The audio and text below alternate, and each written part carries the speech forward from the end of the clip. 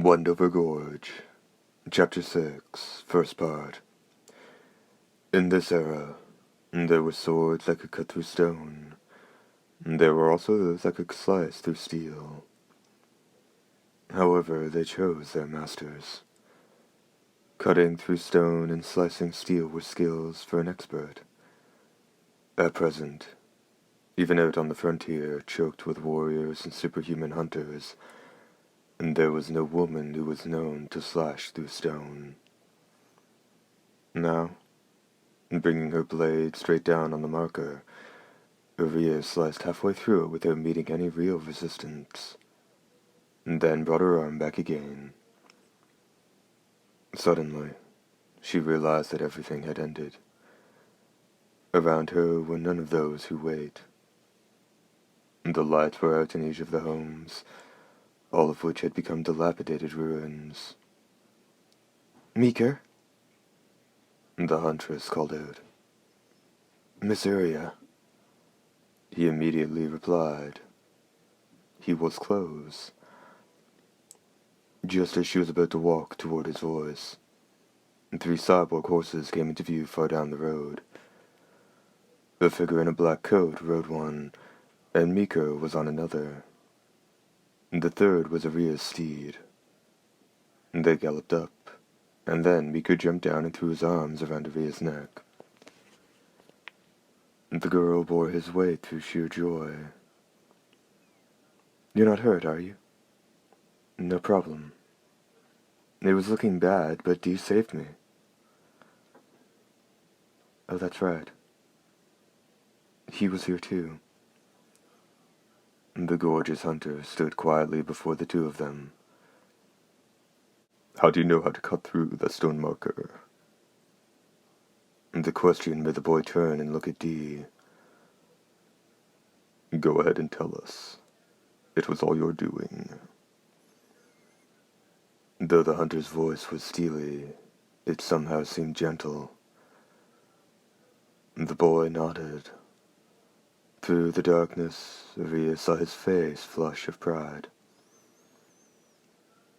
"In my dad's room, there were a bunch of really old books. One of them was called Frontier Evils and Their Means of Destruction based on oral tradition.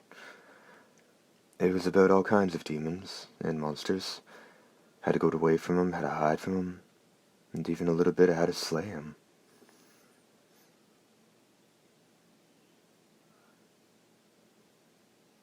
Up till now, no one's known how to get rid of those who wait. That must have been a pretty old book." "It wasn't really a book. More like a bunch of ratty old papers bound together. My dad made the cover himself." "Looks like someone was a real smart cookie," remarked the hoarse voice. "Your father found all these scraps and notes and put them together in a single volume. Any ideas whose notes they were?"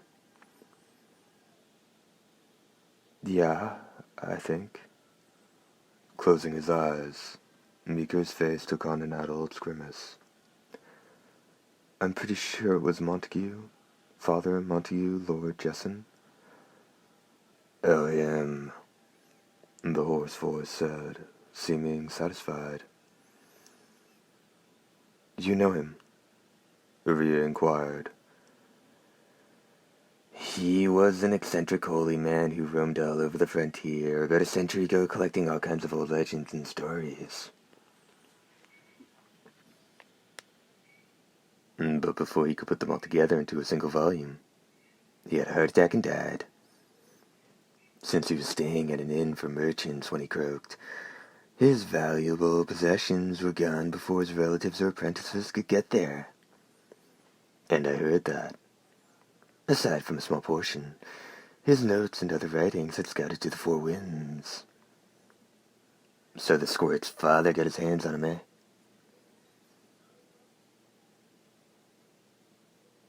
"You'll come in handy.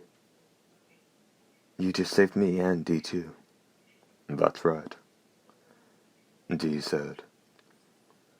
Iriya gave the boy, so happy and proud he was frozen in place, a look of exceeding tenderness.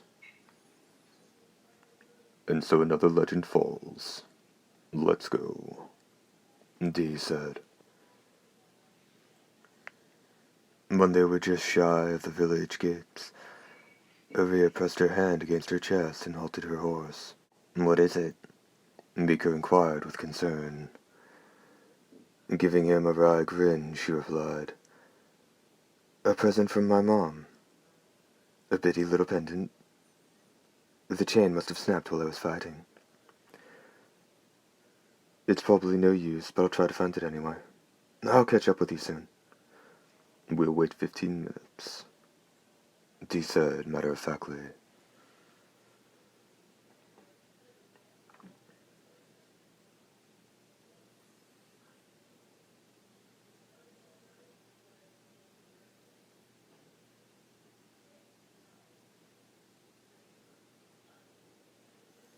Roger that. Wheeling her seat around, the warrior woman galloped off into the depths of the darkness. Dee and Mika decided to wait by the entrance. The gates were rotting away. After waiting 15 minutes, Dee murmured in a tone so faint Mika couldn't hear, "She's gone, isn't she?" "That noble?" Even the hoarse voice sounded tense. "Viscount Dozen, most likely."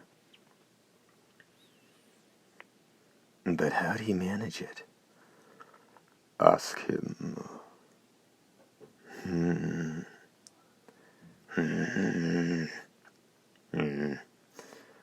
The hoarse voice groaned. "If he was in the village, he would have had to deal with those who wait too. You suppose he worked his spell from outside?" "Listen closely," Dee said. "I don't get it," the hoarse voice replied several seconds later. "They're already 3 miles away. So..." The hoarse voice buttoned its lip, but quickly continued. "Oh, here comes something else." Dee's left hand shot out. There was a dull thud, and his fist grasped a single silver arrow.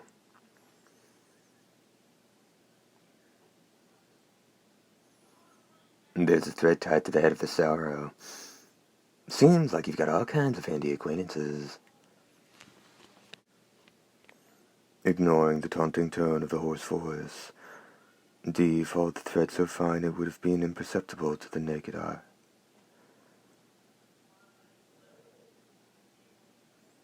Then turned to the boy. "The highway is to the west. Is there a mountain or a hill along the way?" Furrowing his brow for a moment, Mika replied, "Sure. About 1.25 miles up ahead there are 4 hills." "How do you know that?" "Because I read maps of the frontier." You don't mean to tell me you've got them memorized, do you?" The hoarse voice said. "I do." "Little shit," Dee's left hand said, rising. Using his right hand to pull it back down, Dee remarked, "It's like Iriya said. You come in handy." "Don't I, though?" "Get on behind me. We're in for a rough ride. Your tail end will be killing you." "Yes, sir." Beaker gladly transferred to the hunter's steed, and leaving the other 2 steeds there, Dee gave a kick to his horse's flank, and with a toss of its mane, the sidewalk horse broke into a gallop. Though from the outside the carriage appeared to be of average size, the interior was strangely roomy. Iriya found herself resting on the floor of a room that looked to be about 1,800 square feet. Her arms and legs were immobilized, though her body told her she was bound by some sort of fine thread. She couldn't see it, no matter how she strained her eyes. Yet the pain of the thread biting into her, and the deep welts it left on her skin told her it was no illusion. From the faint shaking, she determined that the carriage was still in motion.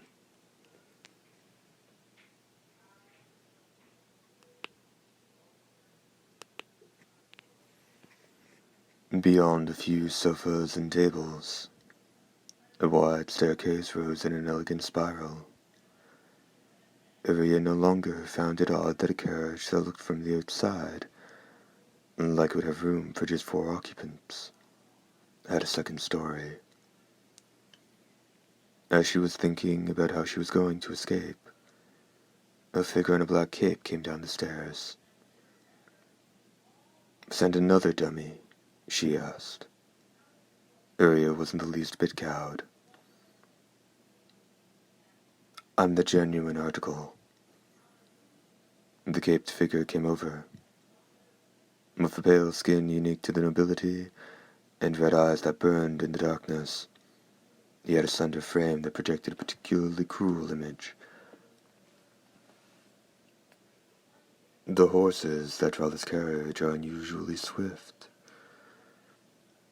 You should know we are already more than a dozen miles from the village.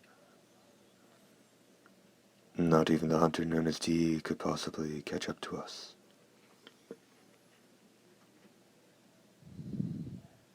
Sooner or later this shit heap of a wagon will have to stop, and when it does, you'll have a fight on your hands. In fact, I don't even need to wait for D.